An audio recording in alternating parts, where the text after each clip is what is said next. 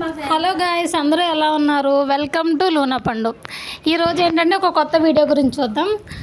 మోతీ బుట్టలు అంటారు, తెలుసు కదా, మనం రోజు వాడతాం కదా, డైలీ ఒక ఫ్యాన్సీ టైపు వాడతాం కదా, ఆ బుట్టల గురించి చూద్దాం. దాని ప్రిపరేషన్ ఎలా ఉంటుందంటే, ఒక్కొక్క బుట్టని ఒక గోల్డ్ కోటింగ్లో ముంచిన తర్వాత దానికి మోతీ ఎలా అనేది ప్రిపేర్ చేస్తారనేది ఈ వీడియోలో మనకు క్లియర్గా అర్థమవుతుంది. మచిలీపట్నంలో మ్యాక్సిమం లేడీస్ చేసే పని అయితే ఇదే. 99% ఈవెన్ జాబ్ చేసే వాళ్ళు అయినా కానీ ఈవినింగ్ టైంలో ఈ పని తీసుకొచ్చుకొని చేస్తారు.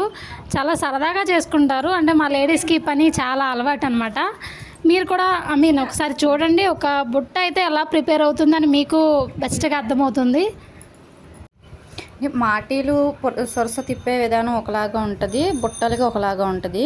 మాటీలకు వచ్చేసి మనం ఏ పూస పూస ఒక్కొక్కటి చుట్టుకుని దాన్ని కట్ చేసుకోవాలన్నమాట. ఈ బుట్టకు వచ్చేసరికి పూసలు మెలి తిప్పి కట్ చేయాలన్నమాట. సొరస జారిపోకుండా ఒక 10 పూసలు, ఒక 7 పూసలు అలా మెలి తిప్పి కట్ చేసుకుని గ్రిప్గా గట్టిగా మెలి తిప్పాలన్నమాట. లేదంటే ఒక్కొక్క పూస జారిపోతుంది. అదే మనం మాటీలు చుడితే కనుక ఒక్కొక్క పూస చుట్టి దాన్ని కట్ చేయాలన్నమాట. ఈ వర్క్ మేము జ్యువెలరీ పార్క్ నుంచి తీసి తెచ్చుకుంటాం అన్నమాట. అలాగే చిలకలపూడిలో కూడా ఇస్తారు ఈ వర్క్. అంటే